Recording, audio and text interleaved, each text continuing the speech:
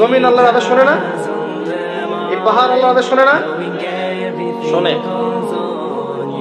পাহাড়ে যা হচ্ছে, আল্লাহ রাব্বুল আলামিনের গজব চলে আসলে এই পাহাড় দেখবেন মানুষের উপর গজব ফেলবে ইনশাআল্লাহ তাআলা। সমুদ্রের কিনারে যা হচ্ছে আমরা দেখে আসলাম যে নগ্নতা অশ্লীলতা চলছে, যখন আল্লাহ পাকের গজব আসবে দেখবেন সমুদ্র ভাসিয়ে দিবে সবাইকে দেখে নিয়ে। আল্লাহর আদেশ যখন চলে আসবে প্রকৃতি আল্লাহর কথা শুনবে। জমিনকে আল্লাহ বললেন লম্বা হয়ে যাও, জমিন লম্বা হয়ে গেল। এবার ফেরেশতারা মেপে দেখলো সে যেখানে যাচ্ছিল ওর পরিমাণটা বেশি। আল্লাহ পাক বললেন ওকে মাফ করে দাও, ওকে মাফ করে দাও। 100 খুন করেছে। কত খুন?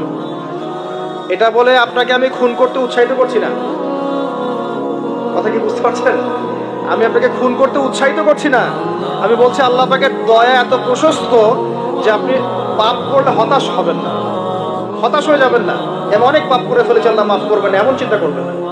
যুবক, তোমাদের পায়ে হাত দেই, আসো। আল্লাহ তোমাকে বড় দামি জিনিস দিছেন, দামি জিনিস দিছেন। এক যুবকের যৌবন এক পাল্লায়, সমগ্র জগতের সম্পদ যদি এক পাল্লায় রাখা হয়, আমার বিশ্বাস যৌবন দামি। আপনাদের বিশ্বাস কি সম্পদ দামি? হ্যাঁ, কি দামি? যৌবন যদি দামি হয় তাহলে তোমাকে কোন দামি যৌবন দিছে তুমি ভাবো। নারীত্ব দামি, পুরুষের পুরুষত্ব দামি, আমাদের এই জীবনটা দামি। এটা খেলার জন্য দেন না আল্লাহ। কবি কি শুধু শুধু বলছে ये इबरत की जा है तमाशा नहीं है, শুধু শুধু জীবনটা দেন নাই।